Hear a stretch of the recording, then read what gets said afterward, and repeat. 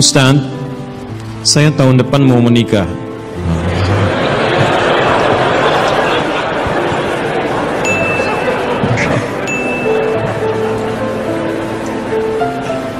Selalu ada begini dengan seorang akhwat. Pasti seorang akhwat, gak mungkin ikhwan. Gak mungkin.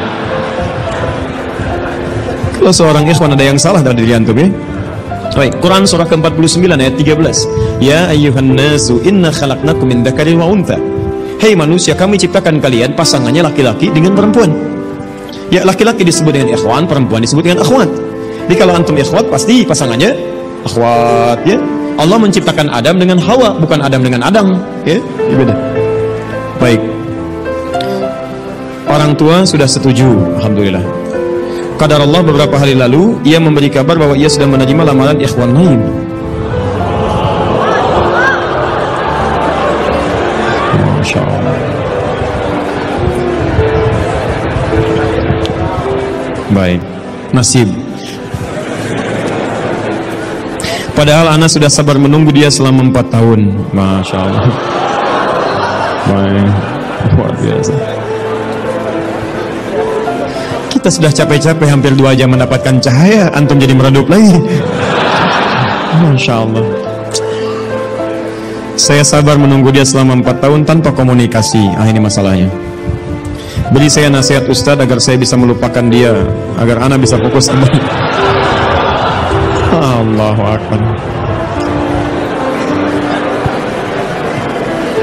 Agar saya bisa fokus kembali menghafal Al-Quran dan hadis. Ini ujiannya. Jadi pertanyaan saya, antum pengen menghafal Quran dan hadis atau pengen menikah? Baik. Quran surah ke-57 Al-Hadid ayat ke-22. Quran surah ke-2 Al-Baqarah ayat 286. Quran surah ke-3 Ali Imran ayat 142, posisi paling kiri sebelah atas. Taib. Saya mulai dari Quran surah Al-Hadid surah 57 ayat 22. Ma asaba min musibatin, tidak pernah ditetapkan satu kejadian, awas hati-hati, di bumi fil ardi wala fi anfusikum, atau menimpa dirimu, illa fi kitabin min qabli an nabraha, kecuali semua itu telah tertuliskan di dalam kitab sebelum semuanya nampak dalam kehidupan. Ayat ini ingin memberikan gambaran bahwa semua kejadian-kejadian yang terjadi di muka bumi ini, termasuk dalam terkait aktivitas kita, termasuk dalam pencarian jodoh kita, semuanya telah tertuliskan, diatur oleh Allah Subhanahu wa taala. Singkatnya, semua ada dalam aturan Allah.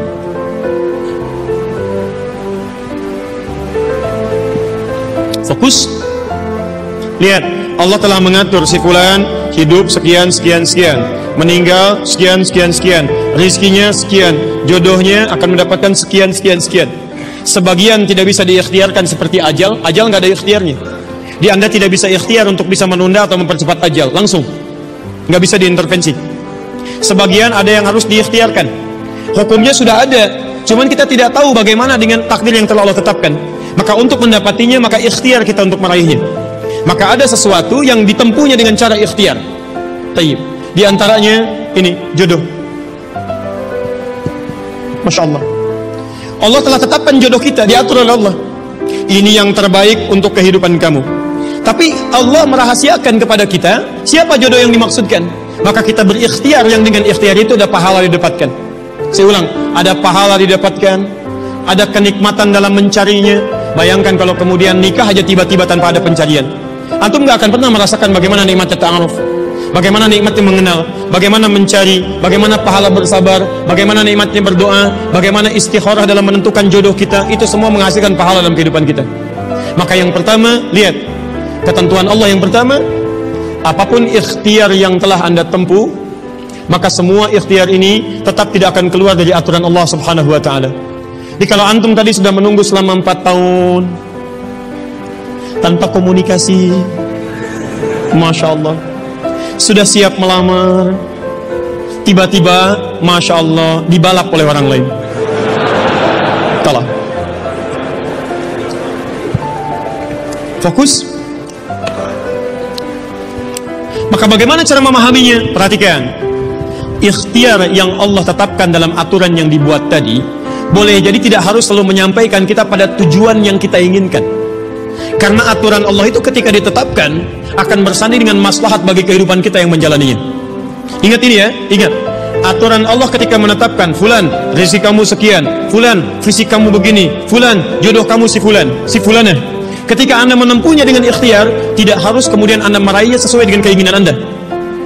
Contoh, maaf, Anda ingin misalnya sekolahnya ke ITB, Anda ikhtiar juara satu, juara satu, juara satu. Begitu tes di ITB tidak lulus, lulusnya ke IAIN. Misal, harap-harap ke ITB, masuknya ke IAIN. Harap-harap ke ITB, masuknya ke UNPAD.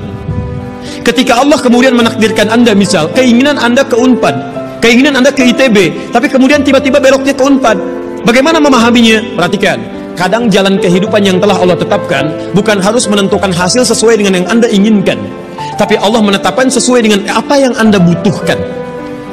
Anda ingin ke ITB, tapi apa yang Anda dapatkan di ITB bukan maslahat buat kebutuhan Anda, maka dibelokkan oleh Allah ke UNPAD supaya Anda mendapatkan apa yang Anda butuhkan dalam kehidupan Anda. Karena Allah mengabulkan apa yang Anda butuhkan, bukan apa yang Anda inginkan.